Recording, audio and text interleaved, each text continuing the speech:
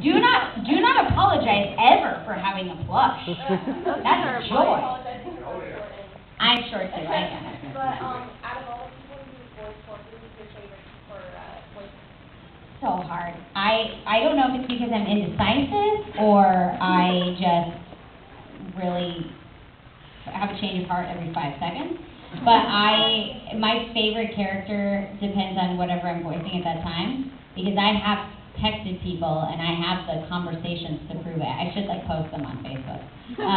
But I'll text my mom and she's like, so how's your session going? I'm like, this is my favorite character that I've ever voiced. And then I go to my next session. She's like, call me, I gotta talk to you about something else. I'm like, okay, I'm loving this character. I think this is my favorite character ever. Okay. And it's just it's right after every single session. I'm like, gosh, I love this character. If I never play any other character but this one, I'll be fine with that. She's my fave.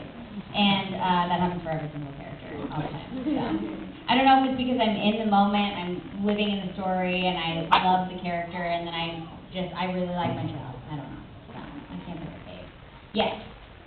How much were you excited about dubbing Lizzy in this newest movie of Black Butler? Okay, so when did we start working on Black Butler? A long time ago. I was still in college and I had much longer hair that was not dyed, so it was a very long time ago. And people had been telling me, oh, just you wait.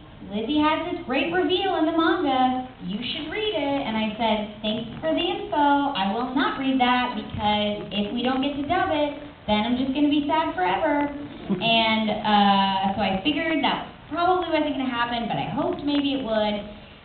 And then I got a call a few months ago, and they said, hey, so we're doing this movie, Book of Atlantic. Lizzy has a lot of hours. Usually Lizzy just has a couple. And I was like, wow, why does she have a lot of hours? They're like, well, this is her big moment. And I said, okay, so this is the moment that people have been telling me about for years and years. This is that moment. So we watched the animation. The writing for that was brilliant. The score was brilliant. The animation was beautiful. And so we previewed it in Japanese, and they said, you ready to try it? And I was recording in LA, and because of technology, they were in Texas, so they couldn't see me. And I was crying so hard that I could not do a pass, and I could not talk to them. And I was just like, I'm so happy to have this moment for her. And then it flipped almost immediately, and I'm like, I can't believe I get to do that. And then it flipped immediately to, if you screw this up, people will hunt you down. Dressed as Lizzy with these swords and stab you.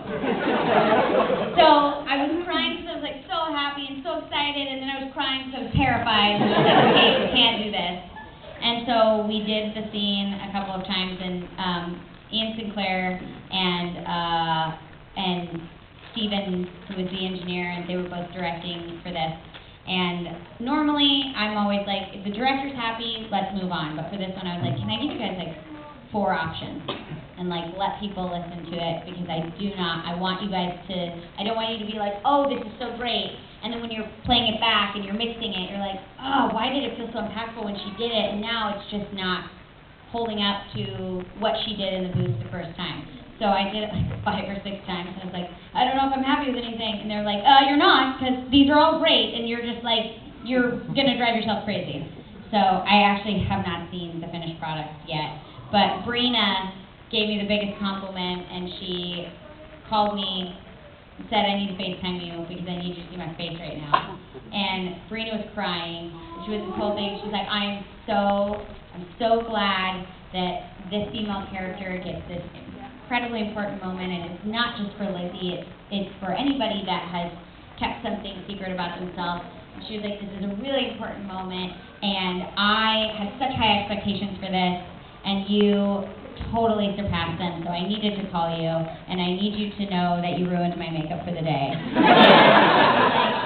Brina, that's the nicest voicemail anyone has ever.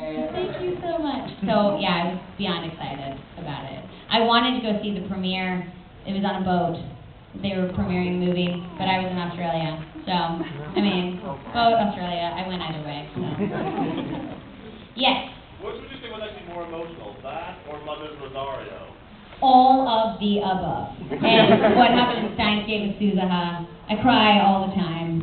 I cry watching those silly Folgers commercials around Christmas.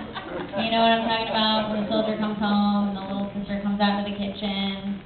She's like, and you're like, oh, no words need to be said. She didn't know he was going to be here. And I've seen it 30 million times over the course of my life, and every single time I'm like, she didn't know? It's just so, what a great Christmas for her. She doesn't even need a present. That coffee is a bonus. So I don't have a problem crying, and I get emotional and moves very, very easily. And so to the point that sometimes it has to make me redo things over, because they're like, okay, that was so good, but we can't understand the words. Okay, yeah, I understand. That's probably important for the people listening to understand the words, so I'll do that again for you. With less emotion. Yes.